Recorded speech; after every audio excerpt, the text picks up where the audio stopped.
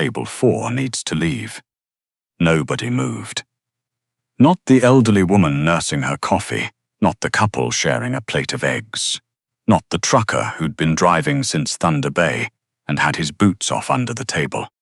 Iris Novak looked up from the till at the 4 large men in identical black coats standing in the middle of the Waypoint diner, and then at the man who had walked in behind them. He wasn't the tallest person in the room. He wasn't the loudest. But every other person in the Waypoint had already stopped whatever they were doing and begun performing a very careful impression of someone who wasn't paying attention. "Those seats are taken," Iris said. The man in front, the one without the black coat, the one in the charcoal wool jacket that probably cost more than a month of her rent, didn't look at her directly. He looked at the table, then at his watch, then at one of his men. "Tell the kitchen we need 4 orders in 20 minutes. "The kitchen is backed up," Iris said, "and those people are staying." Now he looked at her. Darius Kolber had a face that belonged in old portraits. Strong jaw, dark eyes, the kind of stillness that read less like patience and more like something held very carefully under pressure. He was the sort of man people described as handsome, in a way that made them sound slightly nervous about having said it. He was also, as Iris did not yet know, the reason 3 separate city councillors returned phone calls within the hour, the reason a shipping manifest had been altered twice last Tuesday at the port of Toronto, and the reason nobody on this block ever had their cars broken into. "We have a reservation," one of his men said. Iris pointed toward the handwritten sign beside the door. "The Waypoint doesn't take reservations. Never has. Never will. Est. 1987. "The booth in the back is open," she said. 4 seats. First come." The man studied Iris the way people study a bridge they're not entirely sure will hold their weight. Then he walked to the booth in the back. His men followed. Iris exhaled once quietly and went to check on table 4. She didn't learn who Darius Kolbe actually was until after he'd gone, when old Pete Szymanski pulled her aside near the coffee station and explained, in a voice barely above a breath, that the man she'd redirected to the booth was the reason 3 organized crime operations in the GTA no longer existed, and the reason a 4th was operating on borrowed time. "You told Kolber to wait for a table," Pete said. He sounded like someone describing a person who had walked across the 401 blindfolded and made it. Iris stared at him. He was going to make Mrs. Helga move. "I know. She's been coming here for 11 years. I know that too." Iris thought about this for approximately 4 seconds. Then she went back to refilling coffee. What she didn't think about, not yet, was the moment Kolbe had placed his order. He hadn't looked at the menu. He'd glanced at the specials board, ordered the beef stew, and then, this was the part Iris filed away without meaning to, pushed the bowl aside after 3 bites and drank only water for the rest of the meal. She'd been doing this job for 8 years. She noticed things. A man who ordered and didn't eat was either sick, distracted, or lying to himself about something. The stew had been fine. She'd tasted it herself before service. Whatever was wrong with Darius Kolbe's appetite, it wasn't the food. He came back the next morning. Iris was wiping down the counter at 7:14 when the door opened.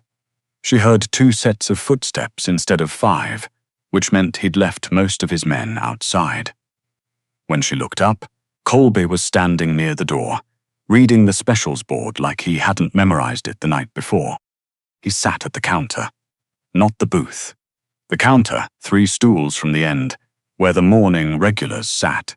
He picked up the laminated menu, considered it, and set it down. "Coffee," he said. "Black? Please." Iris poured it.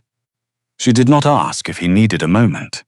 She did not treat him differently from any other person at 7:14 on a Tuesday morning in Toronto. She went to check on the window table, came back, refilled 2 other mugs, and eventually returned to his end of the counter. Breakfast. He looked at the menu again. The oatmeal. Iris wrote it down without comment, put the order through, and kept moving. He stayed 40 minutes. He ate about half the oatmeal, drank 2 coffees, left a tip wildly out of proportion to the bill, and was gone before the morning rush properly started. He was back the next day, and the day after that. By the end of the first week, Iris had noticed several things she had not been asked to notice. He always ordered something with cream, or a heavy sauce, and left most of it. He drank water between coffees in a way that suggested he was managing something. He ate significantly more when the food was plain. Dry toast, broth, soft eggs. But he never ordered those things, because they were not the kind of meals a man like Darius Colbert was supposed to want. On the 8th day, without saying anything about it, Iris brought him scrambled eggs instead of the eggs Benedict he'd ordered. He looked at the plate. That's not what I ordered. The hollandaise was sitting too long, Iris said. I'm not serving it. His man by the door shifted slightly. Colbert looked at the eggs. He ate all of them. He didn't say anything about it. Neither did Iris. He tipped well enough that Debbie, the other morning shift server, started arriving 5 minutes early on the days she thought he might come in. Iris did not mention that he only ever sat in her section. What do you know about him? Debbie asked one afternoon. He takes his coffee black and doesn't like heavy sauces. Debbie gave her a look that suggested this was not the kind of information she'd been after. The truth was, Iris knew slightly more than that. She knew Colbert had been in Canada since he was 19, that his father had run a dry cleaning operation in Mississauga that served as a front for something considerably less dry, and that Darius had built what his father started into something much larger and considerably harder to trace. She knew this because Pete had been talking about it in the corner booth for 3 mornings running, and Iris had very good hearing. She also knew Colbert had started finishing his meals. By the 3rd week, he was finishing them. By the 4th, he had quietly stopped ordering the cream sauces at all. He never acknowledged that she'd adjusted anything. She never brought it up. That was how it worked between them, for a while. Tommy Bro arrived on a Thursday with a cracked phone screen and a story about a renovation job in the annex that had gone slightly sideways. Fell off a scaffold, he said, dropping onto his usual stool with the ease of someone who had been doing it for years. I'm fine. The phone is less fine. You said that last March, Iris said. Last March, I actually hurt my shoulder. This was more of a dignity injury. He slid the phone across the counter. You still have that rubber case? From when you dropped yours near the fryer? It's in the back. You're a lifesaver, he grinned. The usual? The usual, Iris confirmed, already writing it down. Kolb arrived 12 minutes later. He sat 2 stools from Tommy, which was 3 stools from where he usually sat. Iris noticed this. She brought his coffee without being asked and returned to Tommy's end of the counter to drop off his club sandwich. Thanks, Tommy said, then looked past her. He gave Colby a small nod. Morning. Colby returned it. Tommy looked back at Iris with an expression of mild curiosity that he very wisely kept to himself. Iris went to check on table 6. When she came back, Colby was watching Tommy eat, with the particular expression of a man who wanted very much to appear like he was not watching someone eat. How long has he been coming here? Colby asked. Iris looked at him. Why? Conversation. You don't make conversation. A pause. I'm branching out. Iris studied him for a moment. 4 years, she said, roughly. Colby nodded slowly. He calls you by your first name. Most people do. It's on my name tag. Colby looked at her name tag, then back at her. He brought you a phone case. It was a loaner, Iris said. Did you want anything else? Whatever Colby wanted to say, he didn't say it. He finished his coffee and left a slightly larger tip than usual. Iris noticed that too. The following Tuesday, Tommy asked her to dinner. He did it cleanly, no preamble, no hedging, the way Tommy did most things. Not the diner. Somewhere with actual tablecloths. What do you think? Iris thought about it while she restocked the sugar packets. Tommy was good. He was straightforward and funny, and he had never once made her feel like she was taking up too much space in a room, which was more than she could say for a number of people she'd encountered in 31 years. Going to dinner with Tommy Bro would be easy in all the ways that mattered. "Let me think about it," she said. Tommy said sure, the way he said most things, like the answer had very little power over his general disposition. He finished his coffee and left. 2 hours later, Kolber came in and ordered black coffee and plain toast. Iris brought both without comment. She refilled his mug without being asked. He watched her for a moment. "You seem like you're thinking about something." "I'm always thinking about something," Iris said. "More than usual." She looked at him. It was strange sometimes, being looked at by Darius Kolber. He had the kind of attention that felt like it took up physical space. She was also aware, painfully, inconveniently aware, that she had grown very accustomed to it over the past month. "Someone asked me to dinner," she said, and had no particular explanation for why she said it. Kolber's expression did not change.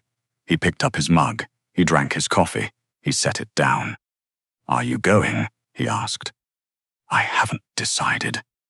A pause. "He seems reliable," Kolber said, in a tone that suggested he had spent approximately 0 seconds finding this observation generous to make. Iris almost smiled. "How would you know?" 4 years, Colby said. "Same stool, same order." He remembered the phone case.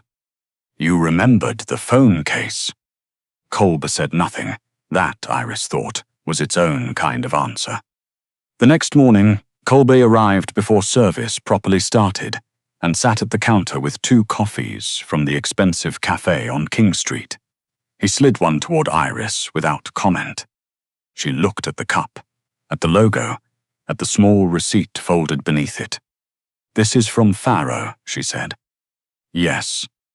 There's a 2-week wait for a standing order from Faro." "I'm aware." Iris considered the cup. "Tommy brings me a medium dark roast from the Tim's on College. It costs $2. "I know," Kolber said. "I'm not competing." "The receipt says $14.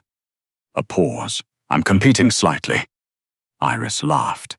Not politely, actually laughed. A real one. Sudden enough that she had to put the cup down. Colby went very still across the counter. She recovered and picked up the coffee. It was, objectively, excellent. She took another sip and looked at him over the rim. "He still knows my order," she said. Colby's eyes narrowed by approximately 2 millimeters. "Does he?" "You don't," Iris pointed out. Something shifted in his expression. "Medium dark roast," he said. "1 sugar, no milk. Slightly cooler than most people take it because you hold the mug with both hands and you burn easily. You drink it in 3 stages. You never finish the last quarter when you're on shift." Iris stared at him. Colby looked at the counter. "I pay attention." She stood there for a long moment, holding a $14 coffee, trying to locate a reasonable response to that. She found one eventually. "The price of a consultation fee," she said, "just went up." The event was called the Harborfront Restoration Gala. 3 heritage buildings had been saved from demolition through private funding and some determined bureaucratic persistence, and several of the investors involved were connected to Kolbe's legitimate holdings. Iris was there because she had spent 4 months on a volunteer basis organizing the financial records for a local historical society, and 2 of those buildings were on their registry. She had come by transit. She had worn her good dress, the dark green one she'd bought on sale, and quietly altered herself, because off-the-rack almost never fit her the way she wanted. She looked, she thought, like herself. That felt like enough. For the first hour, it was. People asked about the records project. She talked about the financial history of the buildings, the original ownership documents, the way numbers told the story of who the city had once been. She was good at this, and she knew she was good at this. Then a woman appeared at her elbow. She was the kind of beautiful that arrives with infrastructure, the right shoes, the right posture, the right understanding of what a room expects. Her name was Nadine Prue, and she had spent several years handling public communications for several of Colby's legitimate ventures. She greeted Iris warmly, which was the first warning sign. "So this is the girl from Darius's diner." Iris smiled. "Iris Novak, nice to meet you." "Of course!" Nadine's smile did not move. "He talks about you, it's sweet." There was something about the word sweet. Iris filed it. 10 minutes later, Nadine introduced her to a developer and 2 city planning officials. "This is Iris. She works at Darius's spot on Queen West." The developer nodded pleasantly. The officials said, "Nice to meet you." Nobody asked what she did, specifically, or what had brought her to the event. At the third introduction, Iris understood precisely what was happening. Nothing loud, nothing technically rude, just a steady, careful erosion. Darius's girl, his spot, the diner, a warm body attached to a powerful name, pleasant and interchangeable and easy to overlook. 8 years of split shifts.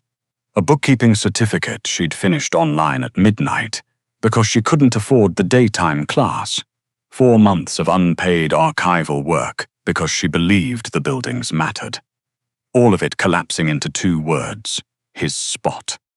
Iris was deciding, precisely and calmly, what she intended to do about it. When Nadine lifted her champagne glass and addressed a small group of investors and heritage officials with the confidence of someone accustomed to controlling the frame of a room. "Actually," Nadine said, "I understand there have been some discussions about expanding Iris's involvement in the harborfront project.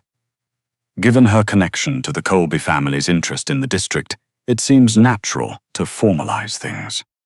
Iris stopped breathing for approximately 4 seconds. She turned and faced Nadine directly. What discussions? The room went quiet the way rooms do when something genuinely unscripted is happening. "There's no need to be modest," Nadine said smoothly. "It's an exciting opportunity." "Who," Iris said, "authorized these discussions?" She was not looking at Nadine anymore. She was looking at Colby, who had appeared. She had not seen him arrive. Approximately 3 meters to her left, his face had done the thing it sometimes did when he was paying the kind of attention that cost him something to give. "No one," he said, one word entirely flat. Iris turned back to Nadine. "My name is Iris Novak." Nadine's smile tightened at the corners. "Yes, of course. I organized the financial records for the 1847 Queen West portfolio on a volunteer basis. The work took 4 months and involved over 2,000 documents." Iris kept her voice even. "The buildings are on that registry because of the Historical Society's work. And the Historical Society balanced its books because I did that correctly. Not because of anyone's connection to anyone's anything." Nobody moved. "The project is also not available for formalization with any private interest without the Historical Society's direct consent," Iris continued. "Which means my consent, since I chair the Finance Committee." She picked up her own glass. "So if there are further discussions to be had, they begin with me."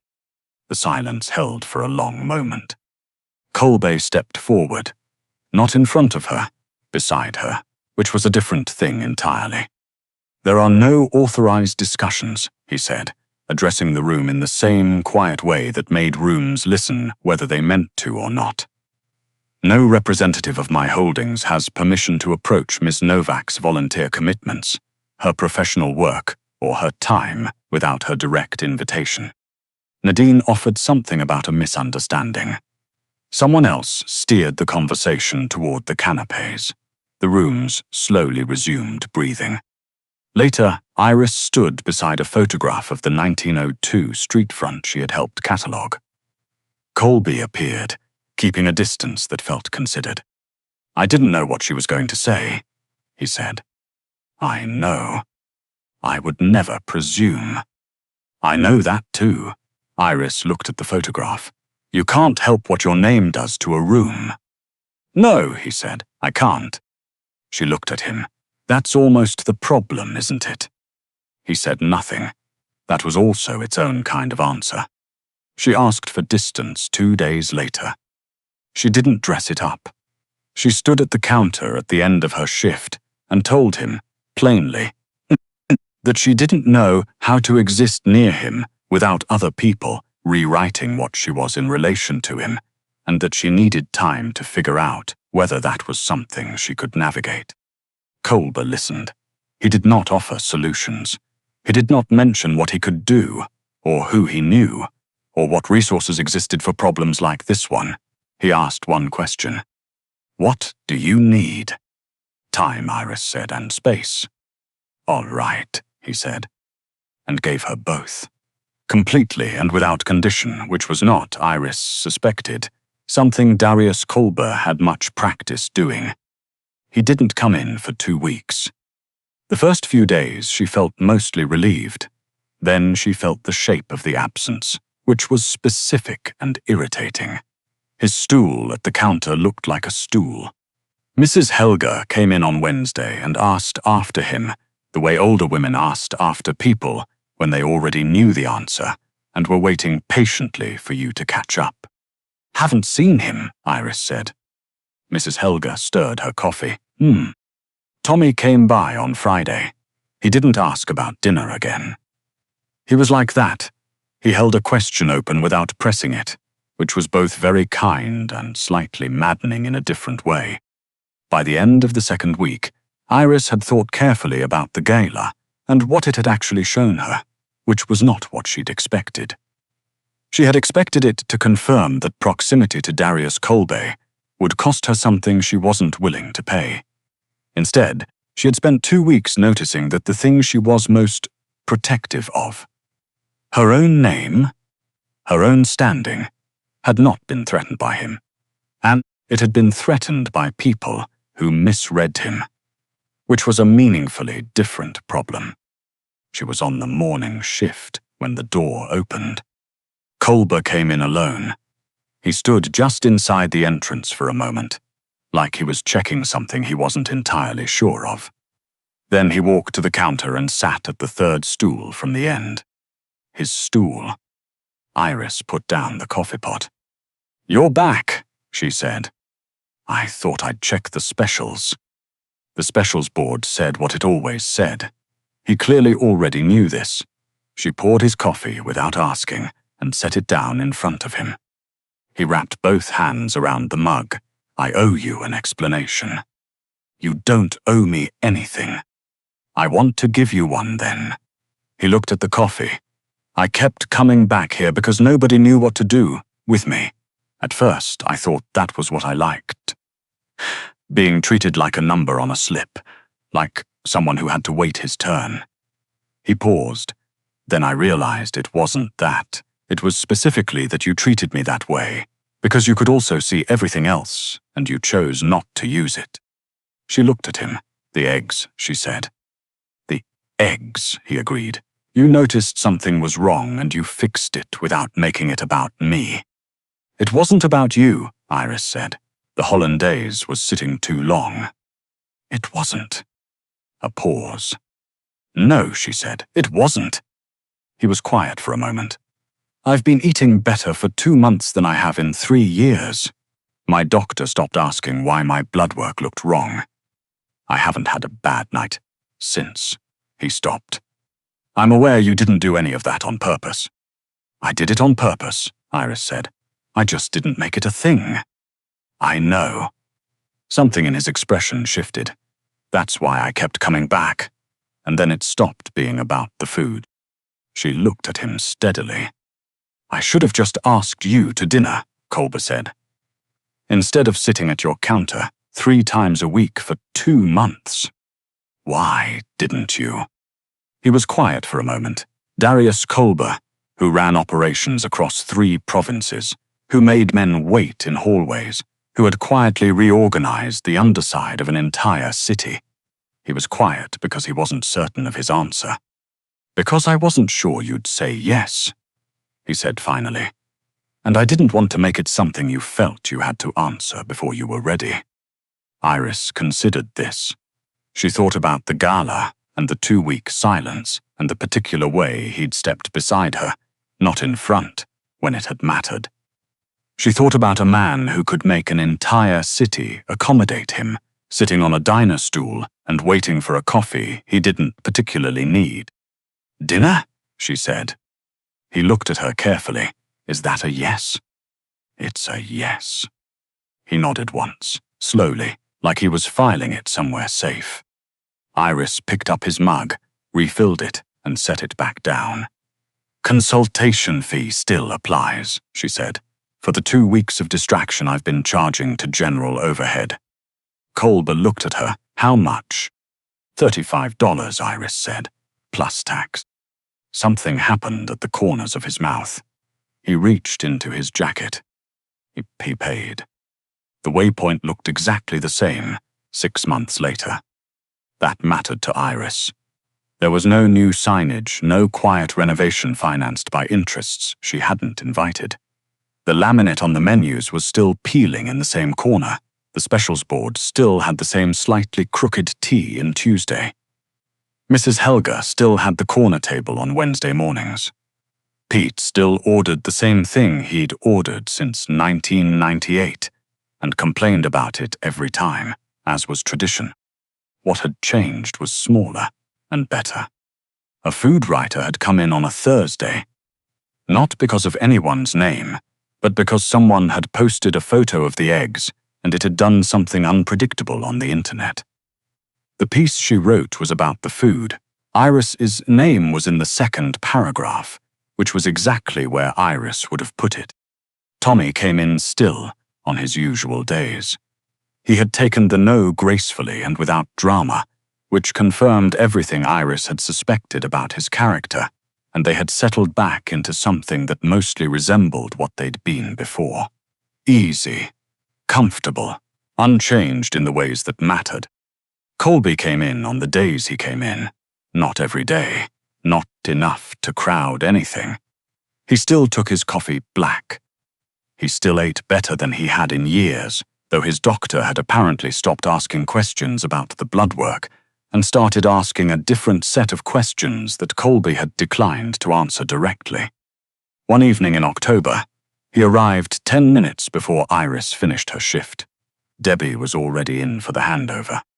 "You're early," Iris said. "I have a reservation," Kolb said. She looked at him. "Not here," he said. "The place on Adelaide. They had a cancellation." "You got a reservation at a low on a cancellation." "I know the maitre d'." "Of course you do." She untied her apron. "You didn't use that, did you?" He thought about it seriously, which was one of the things she'd come to find genuinely strange about him.